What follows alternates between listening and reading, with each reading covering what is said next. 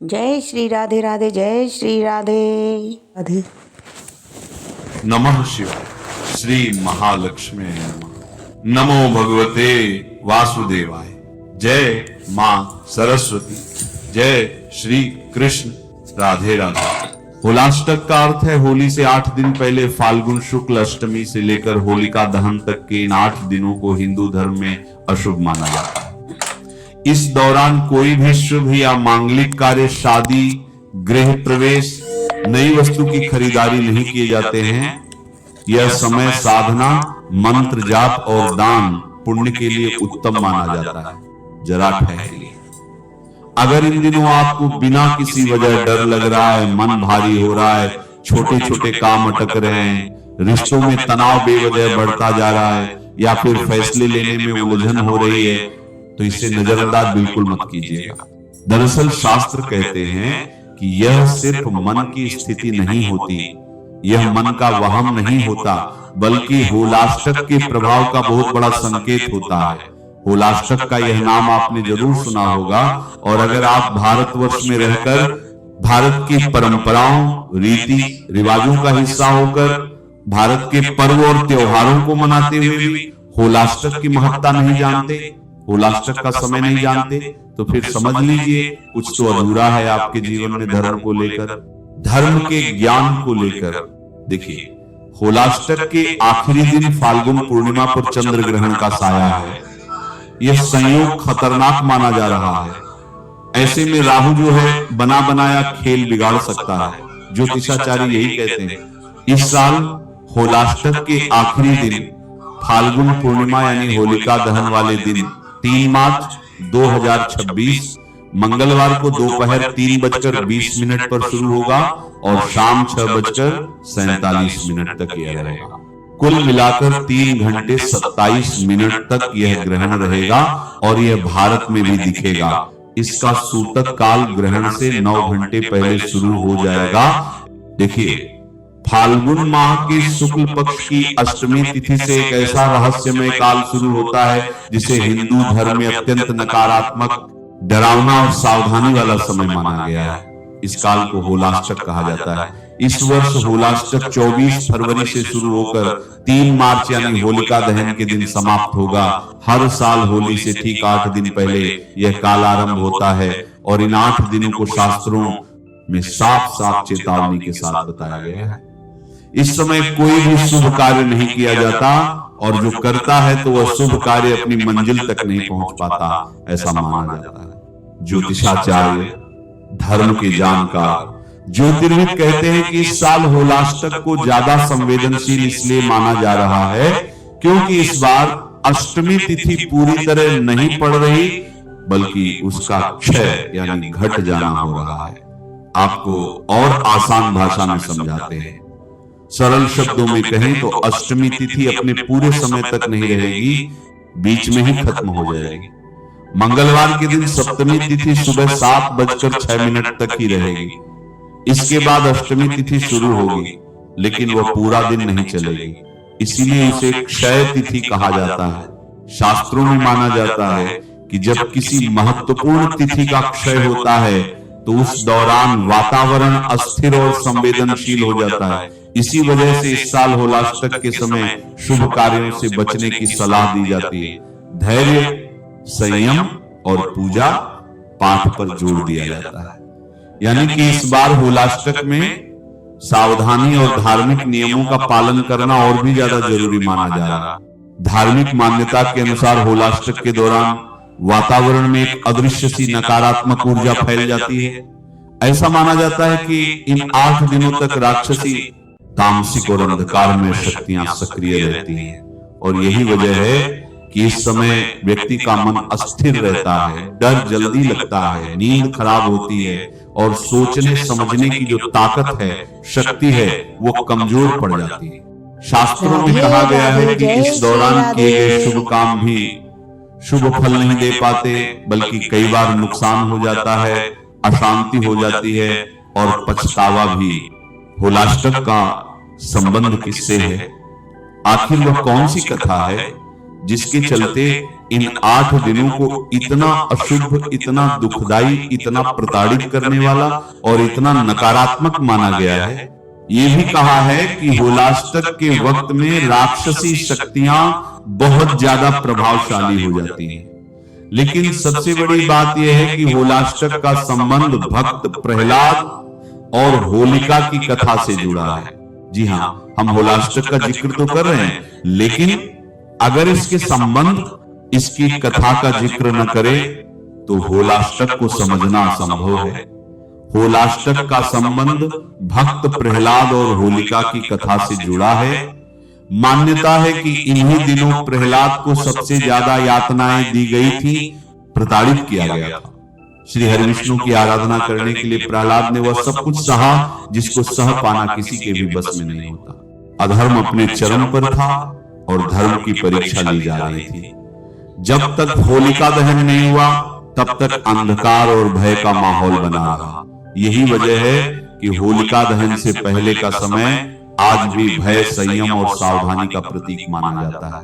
इसीलिए शास्त्रों में स्पष्ट कहा गया है कि होलाष्टक के दौरान कोई भी मांगलिक कार्य पूरी तरह से वर्जित होता है, क्योंकि इन 8 दिनों में भक्त प्रहलाद को जिस तरह से प्रताड़ित किया गया उसे हमारे शास्त्रों में, हमारी धार्मिक कथाओं में, पौराणिक कथाओं में बहुत बारीकी से वर्णित किया गया है, जो बताता है कि यह 8 दिन भले ही राक्षसी शक्ति का रहा हो, लेकिन उसके बाद जीत धर्म की होती है, सत्य की होती है, भक्ति की होती है, आस्था की होती है। भारतीय परंपरा में धर्म केवल पूजा पाठ तक सीमित नहीं है, बल्कि जीवन को सही दिशा देने वाला विश्वास है। शास्त्रों में कहा गया है कि हर कार्य का एक सही समय होता है। जब समय अनुकूल न हो तो रुक जाना भी धर्म ही माना जाता है। इसी विश्वास के चलते इस अवधि में, यानी ये जो 8 दिन होलाष्टक के होते हैं, इसमें विवाह नहीं होते, सगाई नहीं होती, गृह प्रवेश नहीं होता, मकान निर्माण की शुरुआत नहीं होती, बहू या बेटी की विदाई भी नहीं होती। ऐसे बहुत से धार्मिक और बड़े फैसले हैं जो नहीं लिए जाते और आप इसे ज्ञान या अज्ञान की श्रेणी में न तोले। ज्योतिषाचार्य कहते हैं, क्योंकि ज्योतिषाचार्यों का मानना है कि हमारे यहाँ पर चाहे आर्थिक तौर पर कोई कितना भी कमजोर हो या फिर कोई कितना भी मजबूत क्यों ना हो, वह धर्म के साथ आगे बढ़ने में विश्वास रखता है। वह विश्वास और अंधविश्वास के इस बीच की लकीर को पार करते हुए उस फैसले पर बढ़ता है जहां पर सुख, समृद्धि हो, शांति हो, यश, कीर्ति, मान, सम्मान हो। और उसके लिए ये 8 दिन होलाष्टक के बहुत सावधानी भरे कहे जाते हैं। बड़े फैसलों से दूरी रखने की सलाह इस दौरान दी जाती है। इतना ही नहीं, मुंडन संस्कार, नामकरण, उपनयन, विद्यारंभ जैसे संस्कार भी तभी फलदायी होते हैं जब वह शुभ समय में किए जाएं। धर्म ये सिखाता है कि जल्दबाजी नहीं, धैर्य ही सच्ची श्रद्धा है। नई नौकरी अगर आपको ज्वाइन करनी है, नया व्यापार शुरू करना है, नया मकान खरीदना है, प्लॉट की खरीदारी करना चाहते हैं, नई गाड़ी खरीदना चाहते हैं, यहां तक कि सोना, चांदी जैसी शुभ धातुओं की खरीद भी अगर आप सही समय पर न करें तो कहा जाता है कि ग्रह नक्षत्रों की चाल कुछ इस तरह से हो जाती है कि मन की शांति तक छीन जाती है। ज्योतिषाचार्य कहते हैं कि इन 8 दिनों में इन सबसे बचना चाहिए। मान्यता है कि इस समय किया गया नया आरंभ आगे चलकर रुकावट, नुकसान और मानसिक पीड़ा की वजह भी बन सकता है। इसलिए धर्म पर विश्वास रखने वाला व्यक्ति परिस्थिति से लड़ने की बजाय ईश्वर के संकेत को समझता है और परिस्थितियों का सामना करता है। हाँ, धर्म के जानकार ये भी कहते हैं कि होनी को कोई टाल नहीं सकता, लेकिन अगर आपको मालूम हो कि ग्रह, नक्षत्र और वह समय उचित नहीं है तो कोशिश की जानी चाहिए कि उस पर आगे न बढ़ा जाए। शुभ मुहूर्त की प्रतीक्षा करना कुछ गलत नहीं होता। याद रखें, धर्म हमें डर नहीं सिखाता, बल्कि समझदारी, संयम, फैसले लेने की शक्ति देता है। जो व्यक्ति धर्म पर विश्वास रखता है वह जानता है रुकना भी कभी कभी सबसे बड़ा सही फैसला होता है।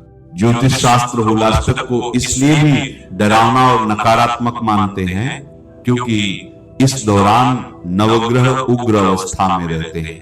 धर्म के जानकार कहते हैं अष्टमी से पूर्णिमा तक हर दिन कोई न कोई ग्रह व्यक्ति के जीवन पर विपरीत असर डालता है। अष्टमी को चंद्रमा उग्र होकर मन को अशांत करता है, डर और भ्रम बढ़ाता है। नवमी को सूर्य उग्र होकर क्रोध, अहंकार और टकराव बढ़ाता है। दशमी को शनि उग्र होकर देरी, बाधा और कष्ट देता है। एकादशी को शुक्र उग्र होकर रिश्तों में खटास और भावनात्मक असंतुलन लाता है। द्वादशी को गुरु उग्र होकर गलत सलाह और निर्णय में भ्रम पैदा करता है। त्रयोदशी को बुध उग्र होकर वाणी, व्यापार और बुद्धि को प्रभावित करता है। चतुर्दशी को मंगल उग्र होकर झगड़े, दुर्घटनाएं, आक्रोश बढ़ाता है।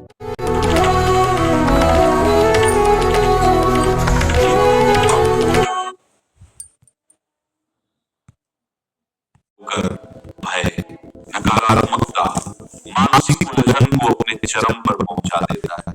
ज्योतिषीय मान्यताओं के अनुसार तिथि, क्षय और ग्रहों की उग्रता जब एक साथ होती है तो वातावरण और भी भारी हो जाता है। ऐसे समय में जरा सी लापरवाही भी बड़े संकट का कारण बन सकती है।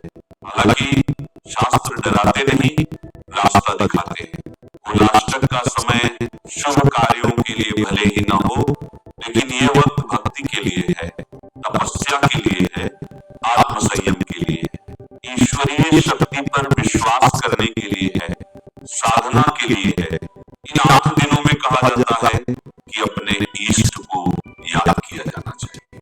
भगवान के नाम जाप की ताकत इन 8 दिनों में कई गुना बढ़ जाती है, जो हर नकारात्मकता का अंत कर देती है, हर राक्षसी शक्ति को पीछे दूर फेंक देती है।